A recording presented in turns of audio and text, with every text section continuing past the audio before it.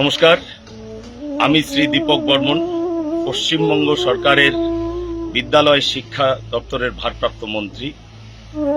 সকল নাগরিকদের প্রতি আমি আহ্বান জানাচ্ছি যে আন্তর্জাতিক যোগ দিবস 2026-এর উদযাপনে প্রত্যেকে সামিল হন এবং দেশ জুড়ে আয়োজিত বিভিন্ন কর্মসূচিতে উৎসাহের সঙ্গে অংশগ্রহণ করুন।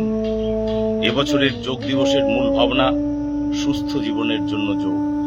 মানুষকে আরো সুস্থ, কর্মচঞ্চল, পরিতৃপ্ত জীবনযাপনে উৎসাহিত করার ক্ষেত্রে যোগের যে অপরিসীম গুরুত্ব আছে তা এই ভাবনার মাধ্যমে ফুটে উঠেছে।